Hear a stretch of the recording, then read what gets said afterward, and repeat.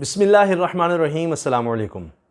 पाकिस्तान में जब कोई बड़ा प्रोजेक्ट, कोई बहुत बड़ा काम होने लगता है या कोई शख्स बहुत तेज़ी से बहुत अच्छे काम करने लग जाए तो साजिशें भी शुरू हो जाती हैं। अब lieutenant general retired Asim Salim Bajwa साहब जो सीपैक अथॉरिटी के चेयरमैन हैं, उनके खिलाफ भी साजिशें शुरू हो गई हैं। इंतहाई अफसोस की बात है, दुख की बात है। हो क्या रहा है मैं इस बारे में आपको बताऊंगा, लेकिन आप यहाँ से अंदाज़ा लगाएं कि दयामिर बादशाह डैम के हवाले से अब जब आगाज़ हो ही रहा है इतने सालों के बाद तामीर का, तो उसमें भी पहलू निकाले जा रहे हैं कि अच्छा ये ख़तरा है, ये बात है। हालांकि ये सालों से इस बारे में स्टडी करके सोच समझ कर ये सारा मनसूबा लाया गया है और अल्लाह का शुक्र है कि ये अब शुरू हो रहा है। अब lieutenant general retired Asim Salim Bajwa साहब सीपैक अथॉरिटी के चेयरमैन बने और इससे पहले, इनके चेयरमैन बनने से पहले, ये कोई ढकी छुपी बात नहीं है कि चीन कुछ परेशान हो रहा था कि ये मामलात सीपैक के कुछ स्लो हो गए हैं। उसमें एक बहुत बड़ी वजह ये थी कि तहरीक इंसाफ जब हुकूमत में आई तो इमरान खान साहब को हमेशा से ये था कि ये नून लीग की हुकूमत करप्शन करती है, शरीफ ख़ानदान करप्शन करता है, पाकिस्तान पीपल्स पार्टी करप्शन करती है, तो लिहाजा इन जितने भी प्रोजेक्ट्स हैं इन सबको देखा जाए सीपैक में। क्योंकि माजी में ये सबको पता है कि जब भी कोई बड़ा प्रोजेक्ट लगने लगता था, चाहे वो कोई एयरपोर्ट हो या कोई इस तरह का बड़ा प्रोजेक्ट हो, कहीं कोई बहुत बड़ा पुल बनाने लगी है हुकूमत या कोई सोच रही है कोई सोसाइटी वगैरह बनाने का, तो उससे पहले इर्द गिर्द ही ज़मीनें ख़रीद ली जाती थी और अपने लोग वहाँ ख़रीद लेते थे ज़मीन। तो इसमें भी देखा गया सीपैक किस तरफ जा रहा है, इकोनॉमिक जोन्स का क्या है, तो दोबारा से देखा जाए तो उसमें कुछ काम स्लो हो गया। चीन को इस पर तशवीश हुई। खैर फिर ये सोचा गया और एक ऑर्डिनेंस लाकर सीपैक अथॉरिटी बनाई गई, उसके चेयरमैन बनाया गया आसिम सलीम बाजवा साहब को, और वो बड़ी फिर तेज़ी से काम करना शुरू हो गए।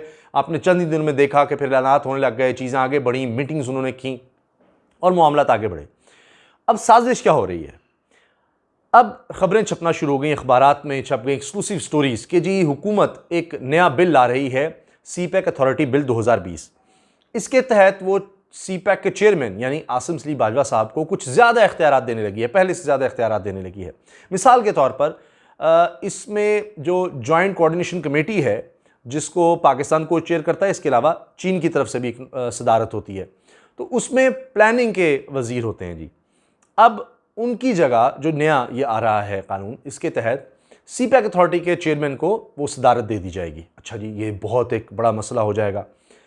इसके अलावा ये कि जी इनको इख्तियार दिया जाएगा कि ये इन्वेस्टिगेशन ऑर्डर कर सकते हैं सीपैक अथॉरिटी के चेयरमैन कि अगर कोई पब्लिक ऑफिस होल्डर, सरकारी अफसर कोई सही तरह काम नहीं कर रहा, यानी कोई डिले कर रहा है, कोई रिश्वत ले रहा है, कोई मसला कर रहा है, उसमें ये इन्वेस्टिगेशन का ऑर्डर दे सकेंगे कि जी इस चीज़ को इन्वेस्टिगेट किया जाए इस बंदे के ख़िलाफ़।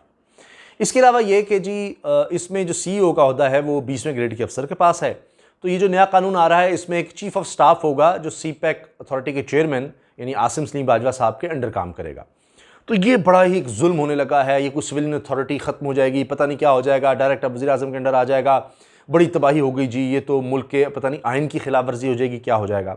अच्छा, अभी ये कानून जब आएगा इस बारे में भी कहा जा रहा है कि जी पीपल्स पार्टी और शायद कुछ दीगर पार्टीज़ इसको अपोज करें, इसलिए कि जब सीपैक अथॉरिटी बनाई जा रही थी उस वक्त भी पहले तो नून लीग इसको अपोज कर रही थी, ये नहीं होना चाहिए, पीपल्स पार्टी भी कह रही थी, और मौलाना फजलुर रहमान साहब पीछे कैसे रह सकते थे, उन्होंने भी इसको अपोज किया। लेकिन आपने देखा कि जब आसिम सलीम बाजवा साहब इसके चेयरमैन बने तो फिर वो सब क्रिटिसिज्म पीछे चला गया, ज़ुबानें बंद हो गई, काम जब नजर आया। जहाँ तक सिविलियन अथॉरिटी की बात है, अब ये सोशल मीडिया पर बड़ी इस पर तनकीद हो रही है, इसको खबर को ऐसे दबाने की कि जी कोशिश हो रही है कि जी ये इस पर इतने क्रिटिसिज्म कर दो कि ये कोई कानून आए ही ना। हुकूमत का ऐसे पे मौक़िफ़ जो सामने आ रहा है वो ये है कि इसको ज़्यादा इफेक्टिव बनाने के लिए, ज़्यादा मरबूत बनाने के लिए, ज़्यादा बेहतर करने के लिए, सीपैक अथॉरिटी को ज़्यादा तेज़ी से काम करने के लिए, एफिशिएंसी के लिए ये सब कुछ किया जा रहा है। अब देख तो लें, अगर ये पार्लियामेंट में आता है बिल, उस पर बहस करके देख लें। अगर आपको लगता है कि जनाब ये इसमें इतनी ख़राबी है, सिविलियन सुप्रीमेसी को पता नहीं क्या हो जाएगा कि एक रिटायर्ड फ़ौजी अफसर के पास आप इतने इख्तियारात दे देंगे तो पता नहीं क्या हो जाएगा। वैसे इसमें बहुत ज़्यादा इख्तियारात मुझे समझ नहीं आई कहाँ हैं। बहरहाल आप कमेंट्स में ज़रूर अपनी राय का इज़हार कीजिए। लेकिन जहाँ तक बात है कि एक रिटायर्ड आर्मी ऑफिसर को जी इख्तियारात देने का, तो कोई और शख्स अगर होता तो क्या उसको नहीं देने चाहिए थे? मुझे अच्छी तरह याद है मुस्लिम लीग नून के दौर में नेशनल सिक्योरिटी एडवाइज़र आए नासिर जंजुआ साहब, लेफ्टिनेंट जनरल नासिर जंजुआ साहब, बड़े ही ज़बरदस्त अपराइट ऑफिसर, बड़ी अच्छी चॉइस थी। मियां नवाज शरीफ साहब ने उनको नेशनल सिक्योरिटी एडवाइज़र लगाया और मैं उनसे ज़ाती तौर पर मिल चुका हूँ, उनसे मेरी सिटिंग्स रहीं, बहुत ही अच्छे इंसान। अब इसी तरह से जनरल टायर्ड अब्दुल क़य्यूम साहब थे, वो भी नून लीग में थे। अब्दुल क़ादिर बलोच साहब थे, जनरल टायर्ड अब्दुल क़ादिर बलोच साहब, वो भी नून लीग में थे, या हैं बल्कि ये कहना चाहिए। तो आजकल टेलीविज़न पर कुछ ज़्यादा नज़र नहीं आते। बहरहाल, तो क्या नून लीग इनको लेकर पार्टी में क्या कोई सिविलियन सुप्रीमेसी के ख़िलाफ़ जा रही थी? तो ये क्यों इस तरह की बातें करनी शुरू कर दी जाती हैं? बहरहाल, ये प्रपोज़ल आया, जो अखबारात की रिपोर्ट्स हैं उसमें कहा जा रहा है कि ये प्रपोज़ल आ चुका है, और इसमें यह कहा गया है कि चीन ज़ाहिर है चूँकि वो भी इसमें शामिल है CPEC सारा प्रोजेक्ट में, और ये जॉइंट कोऑर्डिनेशन कमेटी सबसे अहम है जो चीज़ें फाइनल करती है, चीज़ देखती है। CPEC के हवाले से सबसे अहम रोल इसका है, जॉइंट कोऑर्डिनेशन कमेटी का।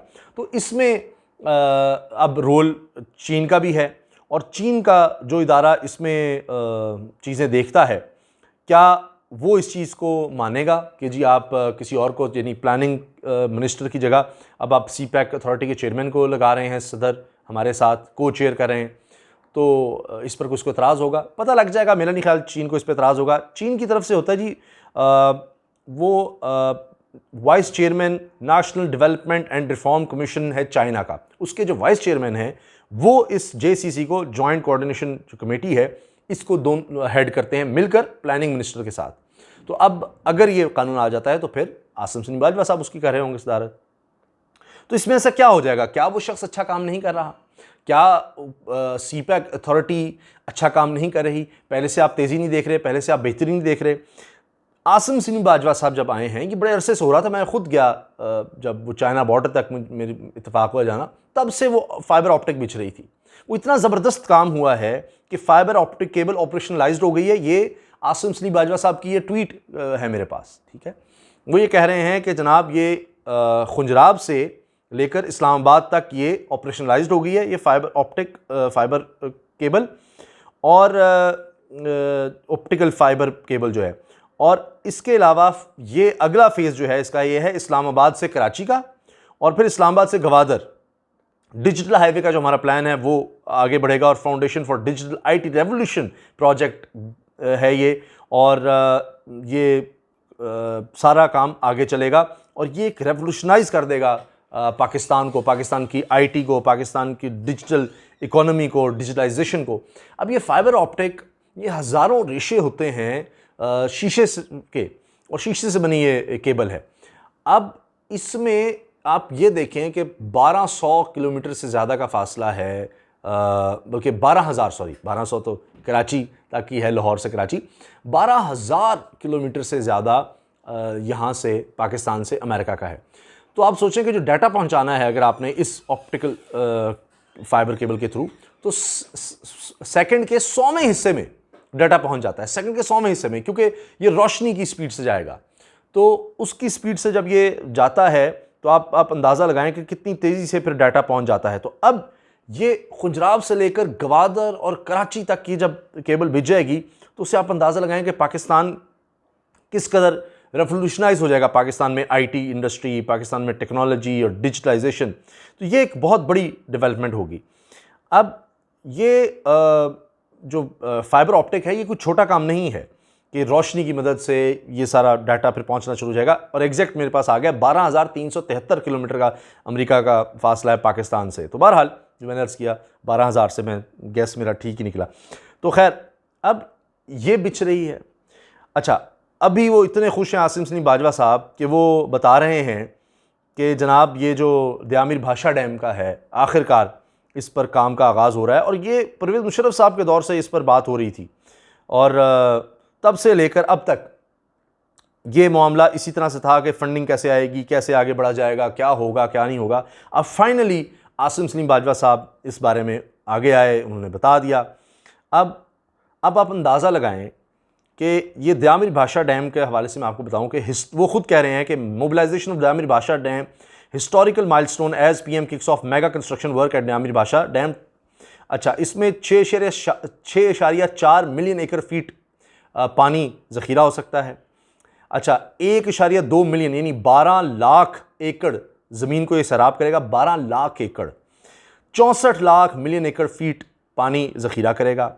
4,500 मेगावाट बिजली ये बनाएगा, और इसमें हाइडल पावर होगी, स्टील, सीमेंट, कंस्ट्रक्शन सेक्टर को बूस्ट मिलेगा। 16,000 मुलाजमतें, रोज़गार के मौके बराह रास्त होंगे, और इसके अलावा इससे जो बिजली बनेगी, जो दीगर काम होंगे, उससे आप देखें पाकिस्तान कहाँ से कहाँ जाएगा। अब एक और ट्वीट देख लीजिए आसिम सलीम बाजवा साहब का, जो खबर इस वक्त पाकिस्तान में बहुत सराही जा रही है। सिर्फ 3 दिन के अंदर क्या हुआ है, CDA ने जो कमर्शियल प्लॉट्स को जो उन्होंने उनकी नीलामी की है, ये जो अभी स्कीम आई है नया पाकिस्तान हाउसिंग सोसाइटी के हवाले से, अथॉरिटी के हवाले से कह लें, या हुकूमत कह रही है कंस्ट्रक्शन सेक्टर को रिवाइव करने के लिए, तो इसमें सिर्फ इस्लामाबाद के हवाले से मैं आपको बता रहा हूँ कि कमर्शियल प्लॉट्स जो ऑक्शन किए हैं उससे 3 दिन के अंदर, 3 दिन में 17 अरब रुपया जनरेट हुआ है। 17 अरब रुपया। अब आप सोचें कितनी बड़ी इन्वेस्टमेंट आई है 3 दिन के अंदर। एक शहर में कमर्शियल जो प्रॉपर्टी है उसमें नीलामी के तहत एक महकमे के पास, CDA के पास 3 दिन के अंदर 17 अरब रुपया इकट्ठा हो गया है।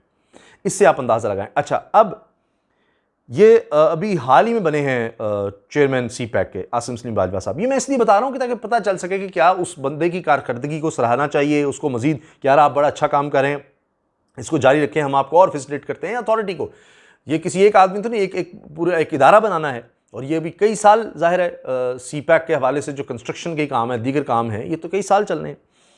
अब आप ये देखिए कि इन्वेस्टमेंट का मैं आपको सिर्फ बता देता हूँ कि फॉरेन डायरेक्ट इन्वेस्टमेंट के हवाले से 17 करोड़ 50 लाख डॉलर की डायरेक्ट इन्वेस्टमेंट हुई है सिर्फ जून के महीने में 2020 में। 2019 से अगर कंपेयर करें तो 10 करोड़ 20 लाख डॉलर हुई थी, तो अब हुई है 17 करोड़ 50 लाख डॉलर, उससे कहीं ज़्यादा। एक महीने की, सिर्फ जून की मैं आपको बता रहा हूँ। पूरे साल की अगर मुवाजना करें 2020 में इतने बुरे हालात में 88% फॉरेन डायरेक्ट इन्वेस्टमेंट में, बाहर से जो इन्वेस्टमेंट आ रही है उसमें इजाफा हुआ है, और ये है जी 2.561 2.5 अरब डॉलर से ज़्यादा की इन्वेस्टमेंट हुई है फॉरेन डायरेक्ट इन्वेस्टमेंट 2020 में। और सुनिए, सबसे बड़ा इन्वेस्टर कौन रहा है? चाइना। ये CPAC अथॉरिटी जब बनी तो चाइना का एक अपना मिजाज है कि चीज़ें जल्दी हों, वो एक चाइनीज़ की अपनी स्पीड होती है कि तेज़ी से काम हो, वो ये स्लोनेस नहीं चाहते। अब ईरान की तरफ जब वो मुआहिदा कर रहे हैं तो इसमें पाकिस्तान के लिए बड़े मौके हैं, लेकिन हमें भी अपना काम बेहतर करना है और ज़्यादा अच्छी कारकर्दगी पाकिस्तान को दिखानी है अगर इस मौके से फ़ायदा उठाना है। वरना ईरान के साथ तो मुआहिदा हो रहा है चीन का, तो हमने देखना है कि वो कंस्ट्रक्शन तेज़ी से आगे निकल जाए। वो कहें जी हमने तो कई साल पहले CPAC का किया हुआ है और यहाँ ईरान में ज़्यादा हम तेज़ी से काम कर रहे हैं, तो पाकिस्तान में कोई रखने डाले जा रहे हैं, तो ये नहीं होना चाहिए। खैर, अब foreign direct investment 84 crore 40 lakh dollar थी जी चाइना की तरफ से। 84 करोड़ 40 लाख डॉलर 2020 में, सिर्फ एक साल के अंदर। अच्छा, पिछले साल कितनी थी? 13 करोड़ 10 लाख डॉलर थी जी पिछले साल। कहाँ 13 करोड़, कहाँ 84 करोड़ 40 लाख डॉलर। तो कितना बड़ा जंप है ये एक साल के अंदर अंदर। 13 करोड़ डॉलर से चाइना ने अगले साल, जब मामला यानी ये वबा की वजह से ख़राब है, 84 करोड़ 40 लाख डॉलर इन्होंने इन्वेस्टमेंट कर दी। और ये सबसे बड़ा प्लेयर था चाइना। चाइना ने सबसे ज़्यादा इन्वेस्ट की है, और नॉर्वे दूसरे नंबर पर है पाकिस्तान इन्वेस्ट करने में। 2020 में उन्होंने 40 करोड़ 20 लाख डॉलर इन्वेस्ट किए हैं 2020 में। और इसके अलावा उन्होंने पिछले साल 11 करोड़ 60 लाख डॉलर इन्वेस्ट किए थे। कहाँ? 11 करोड़ नॉर्वे की तरफ से, और अब 40 करोड़। 11 और 40 का फ़र्क देखें। इसी तरह 13 करोड़ पिछले साल चाइना इन्वेस्ट किया था, 13 करोड़ 10 लाख डॉलर, और अब 84 करोड़। फ़र्क देखें, कई गुना का फ़र्क है।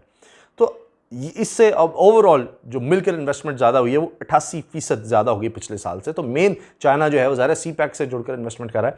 तो जब कारकर्दगी ऐसी हो, ये चीज़ें हमारे सामने हों, तो फिर उनको देखते हुए हमें चीज़ों को देखना चाहिए। ना कि जी एक कानून आ रहा है और जी ये खिलाफ हो जाएगा, वो हो जाएगा, पता नहीं क्या हो जाएगा। इन चीज़ों को देखें।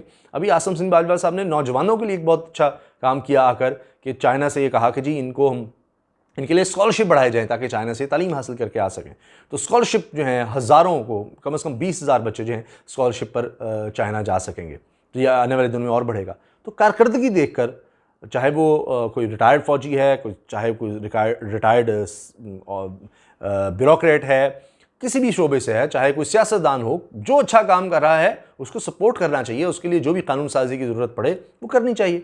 आप कमेंट्स में अपनी राय का इजहार ज़रूर कीजिएगा, और क्योंकि मेरी उससे रहनुमाई होती है। अगर वीडियो अच्छी लगे तो लाइक कर दें, बेल आइकन पर क्लिक कर दें, ताकि हर वीडियो आपको उसके बारे में आपको फ़ौरन पता चल सके।